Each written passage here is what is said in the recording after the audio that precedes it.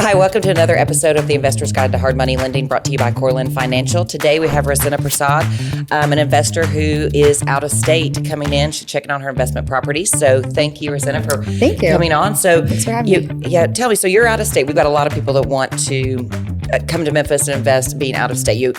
How long have you been in the market? Tell me some of your experiences. Yeah, so actually, ironically, yesterday was my 2-year anniversary here in Memphis. Congratulations. So 2 years ago, I bought my first property.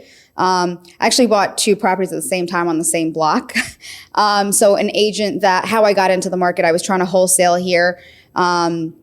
And an agent who was my boots on the ground at the time, he was going out and taking a look at properties. He ended up stumbling upon 2 properties on the same block. And he was like, Rosina, why don't you buy these? And I was like, me? I was like, no way. I was like, I don't live here. I don't know anything. And he was like, you can absolutely do it. There's so many people. And he kind of encouraged me to do so. So I bought those 2 properties 2 years ago, and I just kind of never looked back. So how'd those first 2 properties go?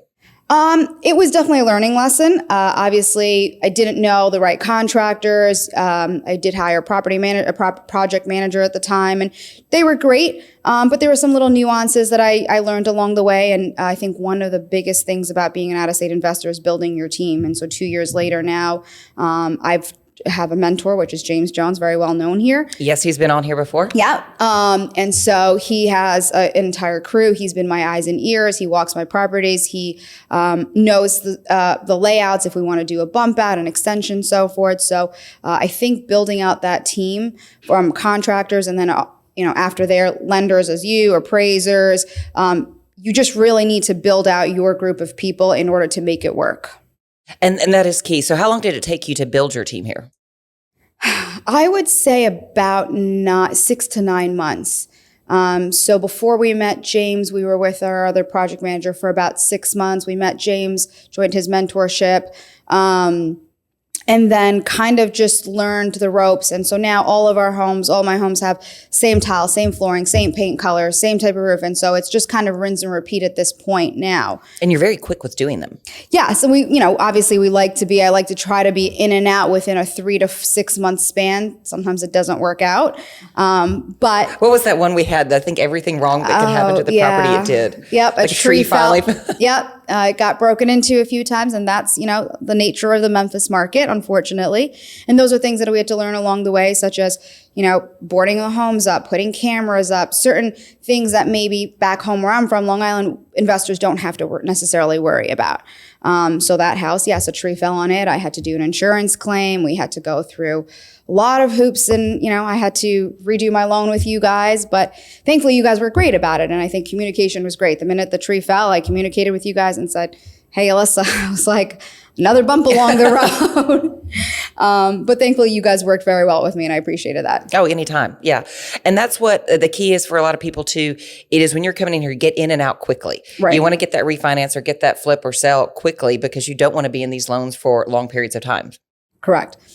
And something that I learned early on, that house that specifically we're talking about was maybe my 4th or 5th home. And coming from Long Island, I think a lot of out-of-state investors, maybe especially from the Northeast, when we see homes that we could buy 20, 30, 40, 50 cents on the dollar, it's enticing. And, that home was very enticing to me at the moment.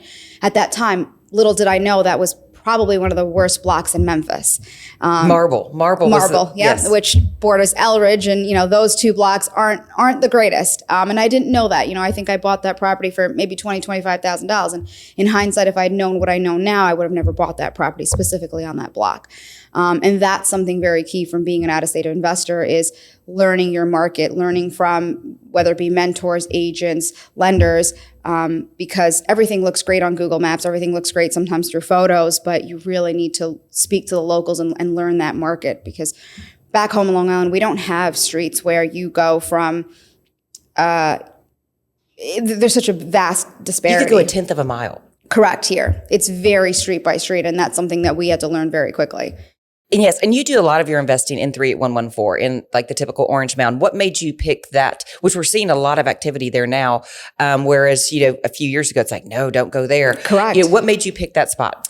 So to be honest, a lot of it was James, but now over the last, I would say 12 to 14 months, we were driving around these last 2 days and we saw just over like where Cooper Young is, north of Southern Avenue, where they built, or they're building that new stadium and that new sports complex. Eventually things will start to trickle over.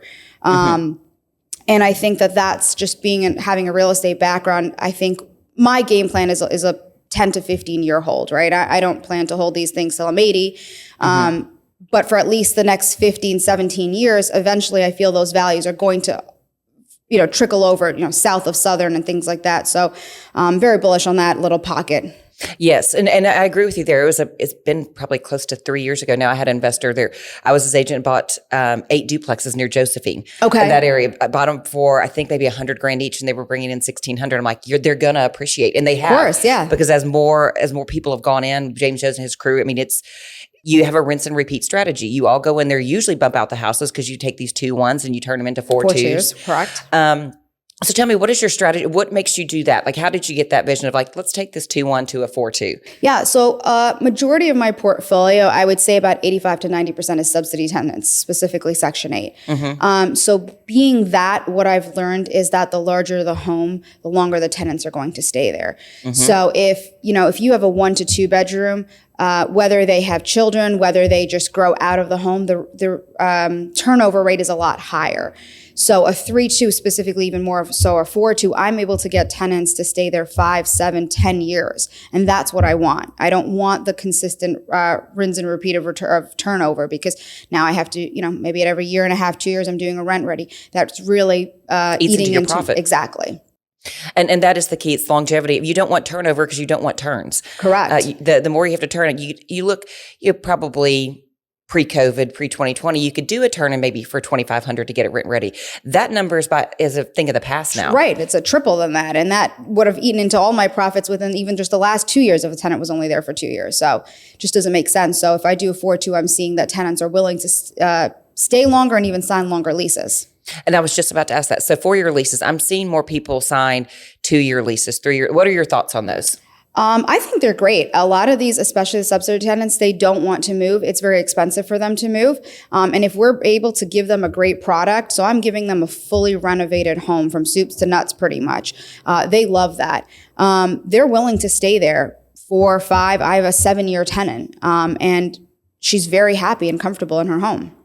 And that's true. And that's what a lot of people sometimes don't realize. Memphis is a city, it's always going to have a lot of rentals. You've got people that they don't want to own a home. They're going to rent, and because they don't want the maintenance upkeep with the HVAC if it goes out, or with the water heater if it goes out. They don't want those expenses, so they are going to rent, but they want a home, not just a rental. Correct. Yeah. And that's what I try to provide to them, is that a safe, sound, beautiful home. And a lot of them really appreciate that. We do tile flooring throughout. We do both central AC and heating. We don't just put window units. So I try to give them a good product, and I try to also humanize it. When a tenant comes to me and says, I've either had another child or lost my job or something like that, I really try to work with them. Yes, and that's key, and that is key, because then you build loyalty, and then you get referrals too. I was going to say, I've had 2 referrals from both of my tenants that they've called me and said, "Oh, my sister's looking," or "I have a friend," and that's the greatest joy of all of this, is when someone can say, "Hey, I want someone else in the same management," or a tenant, she's outgrown her home and she goes, "I want to stay in your network. Do you have something a little bit larger for me?" And that is because that builds longevity. They're going to stay for that 4, 5, 7, 10 years. Correct. And then they take care of the home as if they really did own it. And that's what I want to see. And that's key. That is ideal. I mean, to keep these tenants. But you brought up going to central HVAC, central air, heat. With Section 8, they require central heat. What makes you want to put in the condensers versus just window units? I think it's a maintenance thing as well. Window units, you're constantly taking them out. Sometimes these tenants don't know how to do that. They end up breaking the windows. And then it also just adds value. I agree with that. That's what I look at properties now too. My first thing is, does it already have central HVAC? I look for that, because you look now with the prices of those, if it doesn't have any of that, you're looking at a minimum of $10,000 to put into a property to get that. Absolutely. Yeah. And something that we've also learned along the way with Memphis is that putting condensers in cages and building, 8-foot HVAC fences, just little things to keep our property safe. Yes, because even you say the cages, that's kind of like child's play now to a lot of people. It's you need the 8-foot fence, you need the lock on the fence, you need the cage with a lock on it. I call them criminal entrepreneurs. They're coming in to take, and it's not victimless, but it's if the property is occupied, they're much less likely to be broken into. Absolutely, yeah. Absolutely. It's funny, at home, we'll be driving by and we'll see a condenser, and sometimes we say, oh, wait, why isn't there a cage on it? But we're just so conditioned now to seeing condensers with cages. Yes, and that's just, it's just a fact of life here. It is what it is. Absolutely. It is what I think. So what are your next, are you still going to continue what are your next expansion into the Memphis area? Are you going to stay in the 114 or kind of move out? So 114 has been great for me. I'm trying to deviate and go more to the 109 south, that's Westwood, like borders Whitehaven. I think those are Whitehaven right now. The numbers, it's very hard for me to find a deal, but it's the same thing with the 104. I feel like eventually it's going to trickle over. So I'm purchasing a lot in that 109 Westwood area, which borders it. And those are renting very quickly for me. I definitely like within the next year to see myself get into some new builds, or I do have a few properties that are on larger lots. I talked to a contractor the other day about subdividing. And he actually brought up the case of maybe not subdividing, but creating what you guys call a mother-in-law suite. And so he talked to me about that, where I can tap into the same sewer and water line and plumbing of the existing structure rather than having to do an entire new sewer tap and all of that, and save me about $20,000. So that might be my route. I might go on a few properties within the next year. And you bring up the 109, that's where you've got the AI, all of Yes, those facilities. Elon Musk, So you've got all of these where people are going to be moving into these communities. I will say too, like you've been seasoned now in Memphis, you know what to look for. It was the other day we had a new bar out of state, going to manage it from out of state, wanting to go into one of these areas where I'm like, this might not set you up for success your first go round. You've got to get to know the city before you start just saying, oh, this is a great deal. Like you talked about with Marble, it looked like a great deal on paper. Absolutely. Right. And that's what I said. $25,000 coming from New York, you can't even buy land for $25,000, right? So that was very enticing to me at that moment, but little did I know that was not the best deal. And you live and you learn. You do. And you talk about new builds. We've got a lot of people they go through CoreLend to do the new construction because we get 9-month terms on those. But you have a lot of vacant lots in the city of Memphis where you've already got those sewer lines. You've already got a lot of this established, but the houses have been torn down and they're picking up lots from $6,000 to $10,000 and then building basically a turnkey rental. Correct. Yeah. And that's the route that I want to go within the next year. Okay, so what are your thoughts on, because you do your rehabs, what do you see as the benefits on having like a turnkey rental, like this new construction from the ground up versus taking these 2-1s and turning them into 4-2s and doing a $85,000, $90,000 rehab? It's the maintenance. I mean, a lot of these houses were built in the 40s, 50s. I have a few houses that maybe within the next year or two are going to be 100 years old. So I fear that although, we are trying to redo the sewer, plumbing, electrical and whatnot, at the end of the day, the structure's still 70, 80, 90, some almost going on 100 years. So the new construction is just going to be a maintenance play. And I think a lot of people don't realize how old of a city Memphis actually is. It's a historical district. Yes. Yeah. Orange Mound over there, it is a historical district. And that's what people don't realize too. It's the definition. And within that 114, it's in a unique area to me in Memphis to where you can literally go a quarter of a mile away and you've got a $500,000. We drove around those. That Cooper Young area is beautiful. But what's crazy is that a lot of those homes don't look any different than let's call it Orange Mound proper where I'm buying. Right. And that's kind of what, as a New Yorker, intrigues me because we do have disparity lines in certain towns in New York, but you cross over, let's call it the railroad tracks, the houses look very different. You go from a single story to a 3-story mansion. It's not the case here. No, it is literally the railroad tracks divided. Correct. And the houses are the same though. Yeah. I mean, it's because there's that one little viaduct that you can go under the railroad tracks that really separates on Southern. That separates from those 500,000 to the, now you look a few years ago, you could pick those up and they would never appraise for more than 100. Now you're seeing some of those that are appraising for 200 yeah, plus. Well, that's what a lot of mine are, 225, 250. And, even in Orange Mound on the side that I invest in, you see like they're creating bike paths and walk paths. Like those are just the little signs of what's going to trickle over that railroad. Yes, and I talked to Alec before you got here. I'm like, people like to say gentrification is a bad thing or a bad term. I'm like, you're not going to gentrify this city, Right. It's a majority. It's one of the largest majority minority cities in the country. It's like we want everyone to have nice places to live. Absolutely. Yeah. And so that's where a lot of it goes, where there's people coming to invest in the city. There's so many jobs coming to the city with the AI that it's a place where you've got to be smart about coming in to invest in Memphis, which you've been here 2 years now. What made you first come into Memphis? I get asked this question all the time, and I wish I could give you a really analytical answer. So my boyfriend Steve and Josh were wholesaling in Long Island, and I've always wanted to do something. I'm a real estate agent back home. I've wanted to always do something outside of that realm. So I tried wholesaling in Long Island and just didn't have as much luck. And truthfully, there was no rhyme or reason of why I chose Memphis. My dad works for FedEx, and I looked at it as I always wanted a virtual. I figured out how find a virtual market. It was a very blue collar, not many owner occupied. And it was literally by luck. I think I bought a list of it was either 296 or 286 leads. And I had my cold caller start calling. I got one lead from there. And then I met up with this agent. He was my boots on the ground. And that was kind of how it is. I don't really have I wish I had this really cool analytical story to tell you, but I don't. It was really just by luck, I guess. Well, hey, FedEx, that sounds good. That's where, it is a place where it's going to be a solid rental market because of, you said blue collar. A lot of people don't realize we've got train, rail, air. We've got the sixth largest inland port in the U.S. And so you've got I-40 and I-55 merging that go north to south in the U.S. and then east to west too. Right. And then with FedEx, UPS, you've got distribution, you've got transportation here. Correct. You've got a lot of warehouse, a lot of factory, which is going to be a lot of blue collar workers. Yeah. And Blue Oval, I think, is still opening up in a few years. So that's just going to have an influx of workers in the market.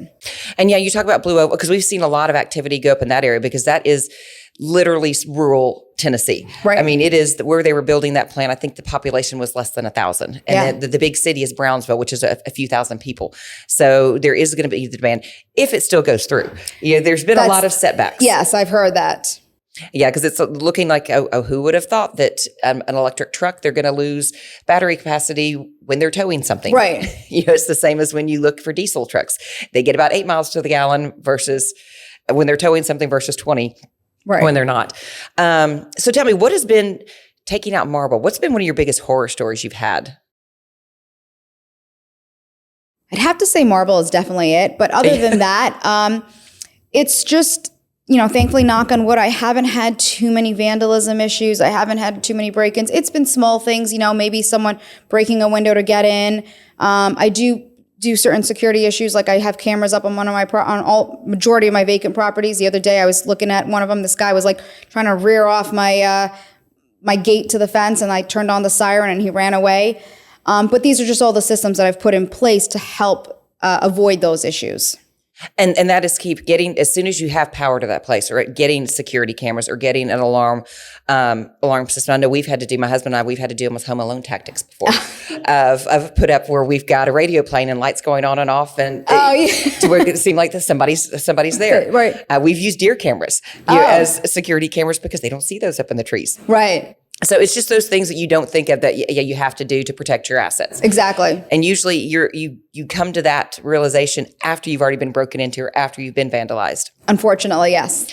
And so some of those, it's like, where do you look at, because that can run into your profit margin too, or your refinance or your rehab. Like with hard money, you've got a scope of work. Right. You can only handle so many break-ins or... Absolutely. And luckily I haven't had any condensers stolen. It's just been minimal things. Maybe they broke a window, they went inside, and they're really, a lot of the contractors, they don't leave material on the job sites. Marble's really been, unfortunately, the worst one. And you came out okay on that one. I did. I got an insurance claim. I actually made a few bucks on it. Yes. Paid off your loan. Well, it's like, okay, whatever happened to that one? It's on the market right now. I'm offering seller financing if anybody wants it. Okay, I got you. All right, so tell me, do you have any questions for me?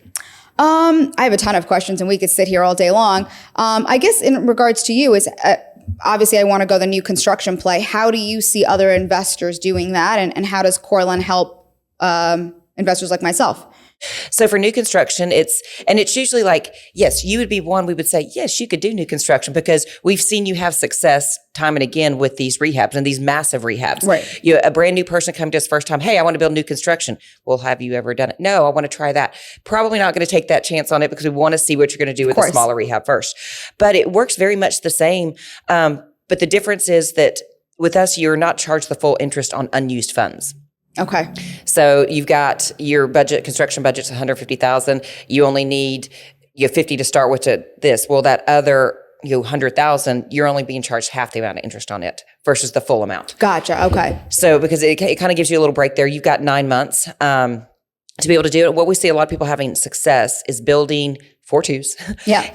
And their construction costs end up being around $145,000. They've usually picked up the lot for cash, gotten all their permits done because what you don't want to have happen is you start the hard money loan and then it's another 2 months before you actually get approval from the city to build. And so you're 2 months into that 9-month loan. Yep. And so it's getting all those ducks in a row first.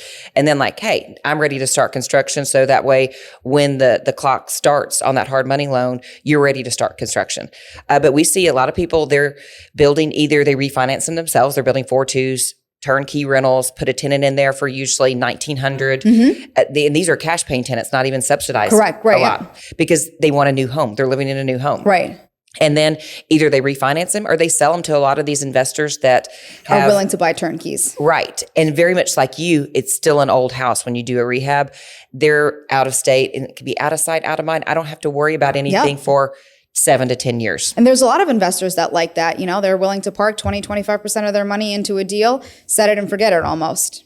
That is exactly it. They're not looking for just this. It's usually their side gig Correct. of owning real estate. It's not their main thing like us as real estate agents and then also investment properties. They're doing this to where, okay, when I retire, I can give something to my kids later on. Right. And there's nothing wrong with that. I mean, my strategy is I don't want to have any money in the deal, but there's totally nothing wrong with parking 25% in your deal. And maybe that's your kids' college funds. Maybe that's a retirement, whatever it may be. You're right. And I don't like to have 25% of my money in the deal either. Right, because we're at scale, right? Right. You do that 10, 15, 20 homes, it's a lot of money.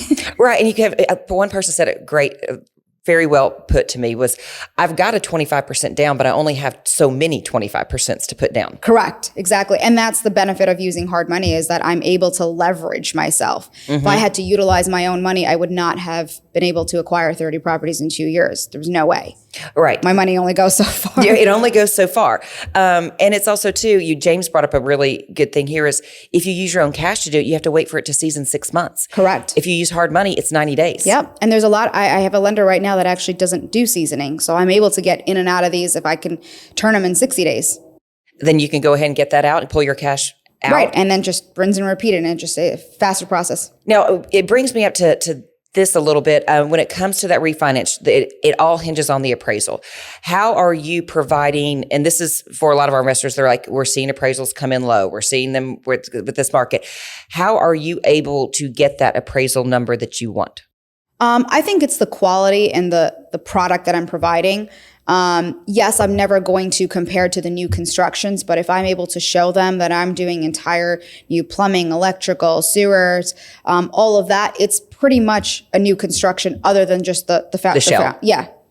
So that's where I'm able to still get, a 225 valuation. Yeah, because that's where we're seeing people run in.